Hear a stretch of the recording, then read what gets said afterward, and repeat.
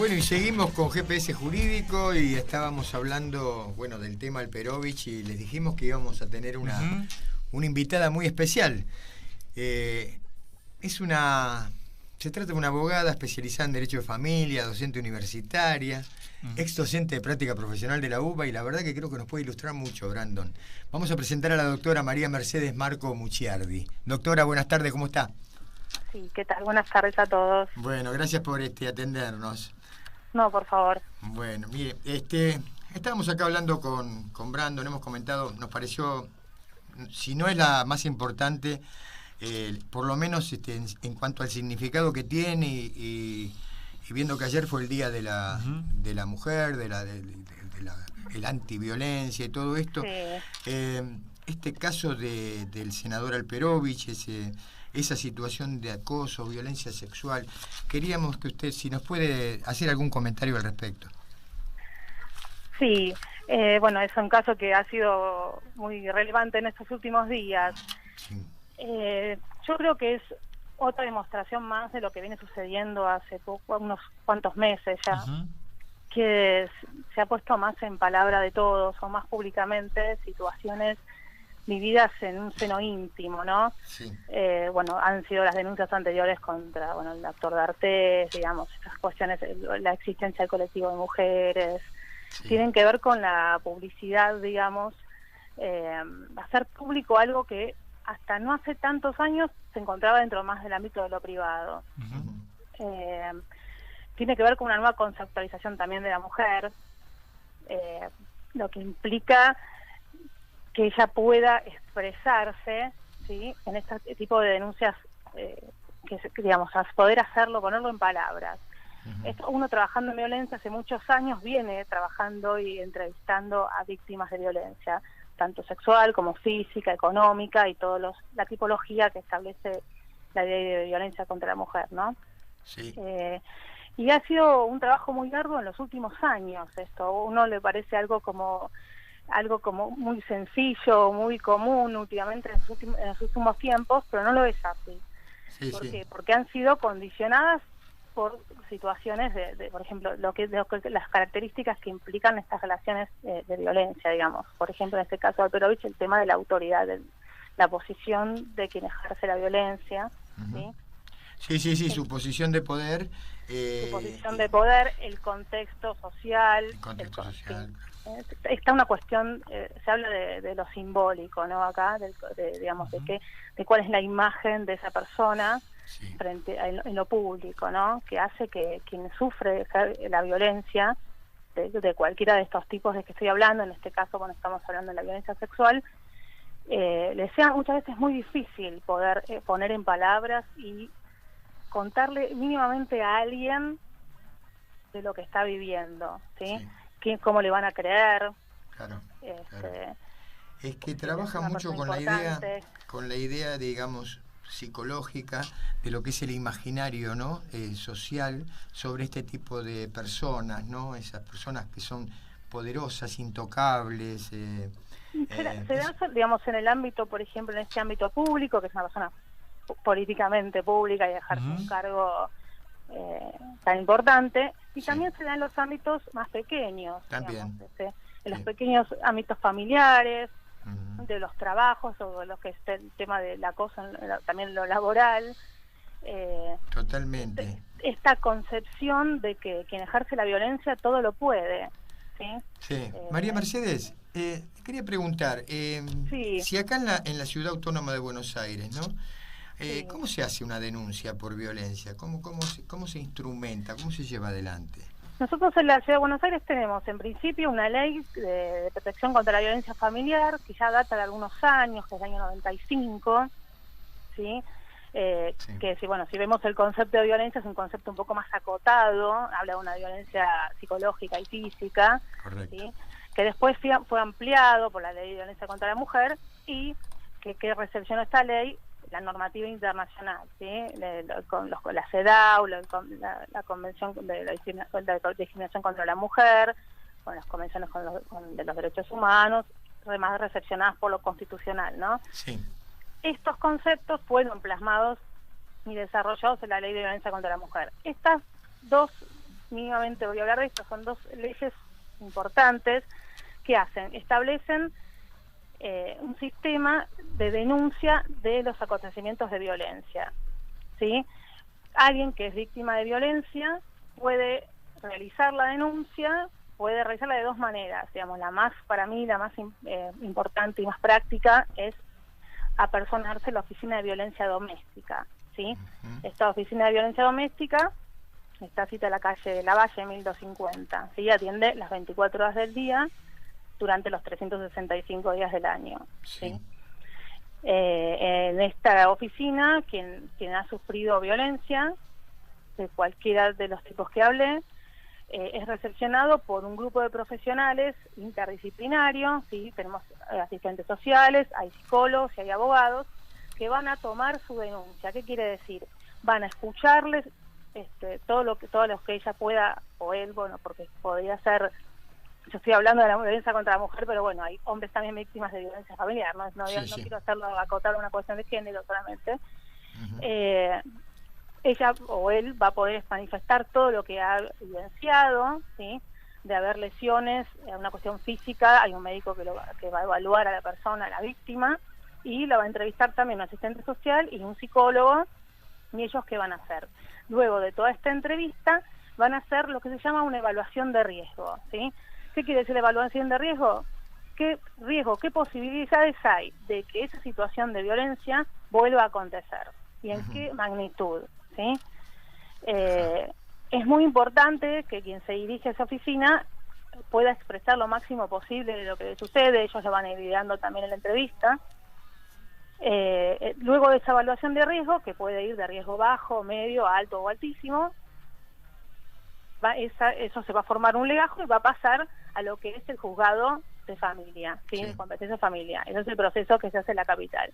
Bien. Ese juez en ese día va a tomar medidas que van a hacer a la protección de la víctima, ¿sí? Bien, a eso quería llegar, porque realmente muchas víctimas no tienen miedo de denunciar porque tienen miedo de las consecuencias que podrían sufrir por parte de quienes los hacen víctimas, ¿no?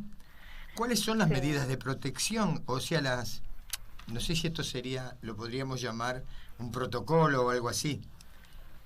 Sí, existen protocolos, o sea, fuera de las leyes que hablé, existen protocolos de actuación, digamos, en cuanto a nivel salud y a nivel de policía también, que lo que hacen es dar pautas generales de cómo hay que intervenir o de qué forma hay que hablarle a la víctima, ¿sí? Bien. Son bastante nuevos algunos, son un poco extensos de explicarlos todos ahora, pero digamos lo que implicarían de cómo abordar a la víctima. ¿Cómo abordar? Bien. ¿Sí? Eso sería, digamos... Esas medidas, ¿sí? El abordaje... Eso sería más que nada un tema de contención, ¿no es verdad? Cómo contener, cómo llegar a la víctima para poder, de alguna manera, lograr que la víctima denuncie y lo haga con total libertad, ¿no? Claro, las medidas, digamos, hay como dos planos acá. Trabajando como abogada, digamos, dentro de ese ámbito, uno tiene que saber muy bien que quien va a hacer la denuncia, la hace, se toman las medidas, sale del juzgado literalmente con un papel en el cual están plasmadas esas denuncias, y la denuncia y las medidas. Y esas medidas, a partir de ese momento, algunas se pueden efectivizar, ¿sí? Hay por ejemplo, una exclusión implicaría sacar, digamos, a quien ejerce la violencia dentro del ámbito en el cual vive la víctima. Sí.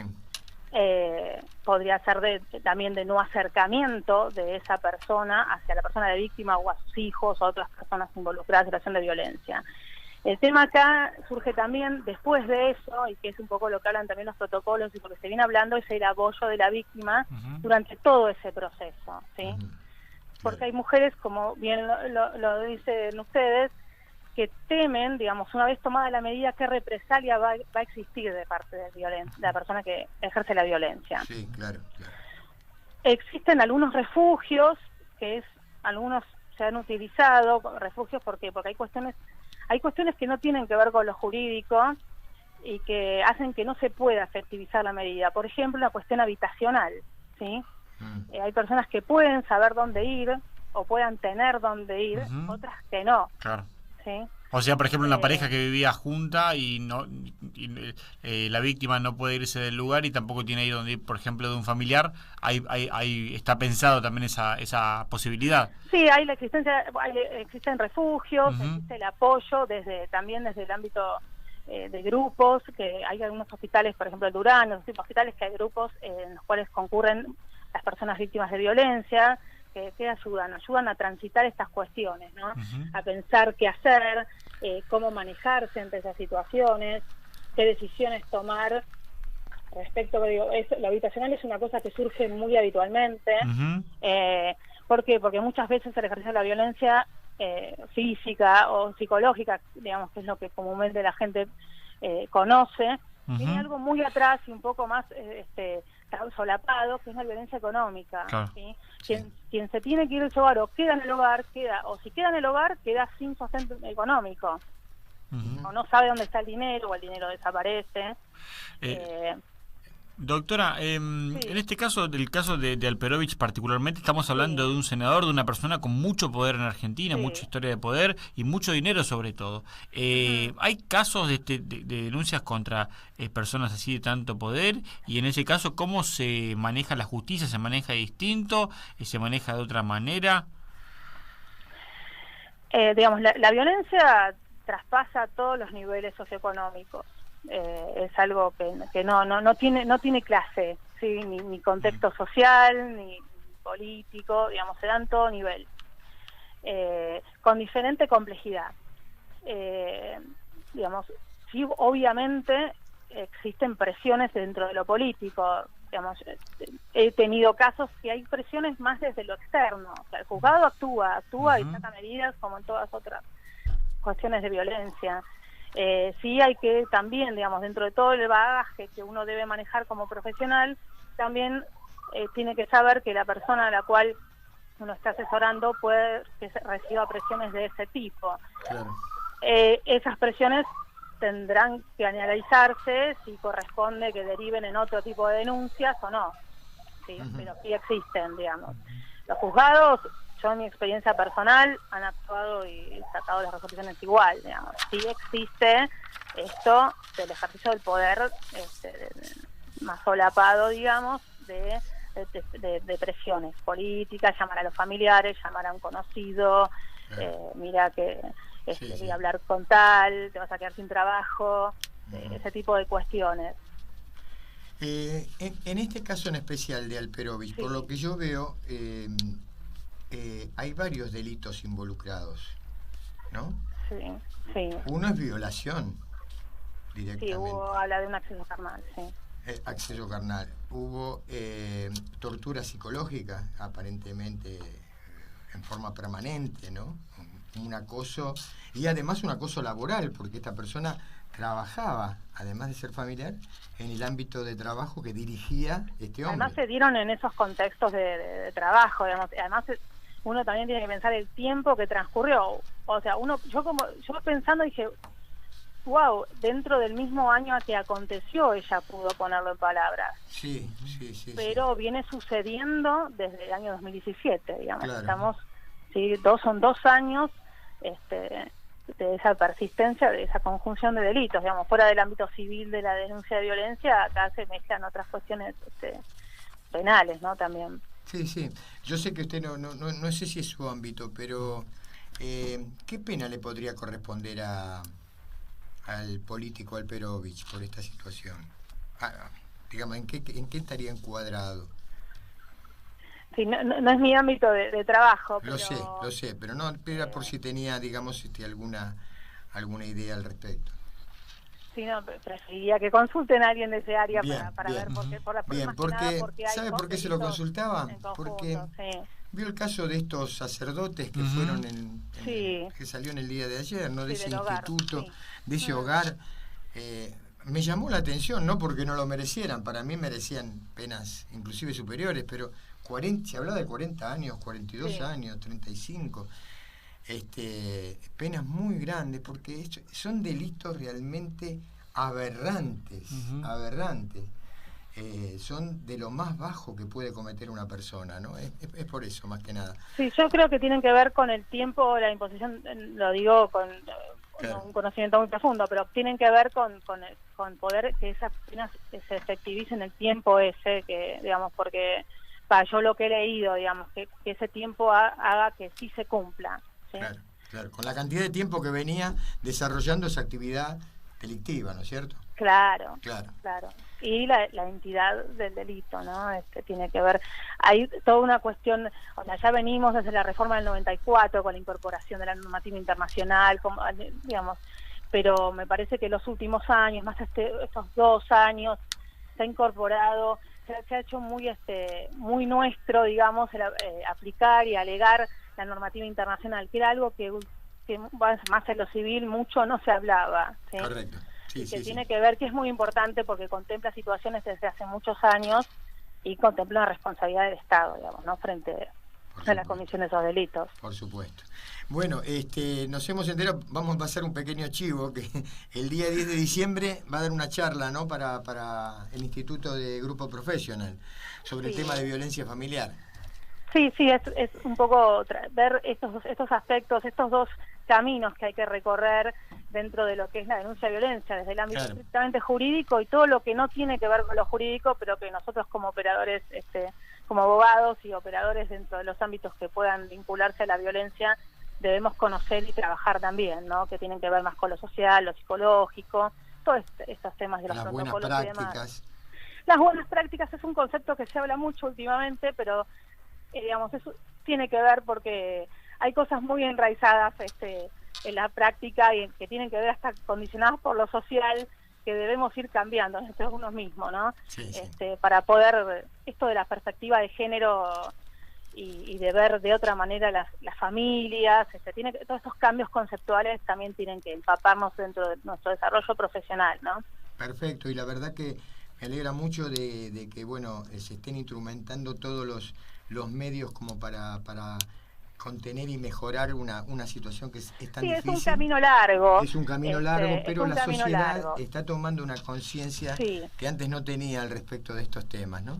Sí, yo la verdad que en eso últimamente me he sentido contenta, digamos, en eso, y he también concurrido charlas en la Facultad de Derecho que esto tiene que ver con que se están formando los futuros abogados allí, ¿no? Claro, de esta manera. Y hay muchas conversaciones y muchas charlas referidas a esto. Genial. Y eso es muy importante. La verdad que es muy bueno. Bueno, doctora, realmente ha sido un placer. Estamos hablando con la doctora María Mercedes Marco Muciardi. Muchas gracias por ayudarnos a entender un poco este tema y le mando un gran abrazo. No, por favor, estoy a su disposición. Muchas gracias. Por la invitación.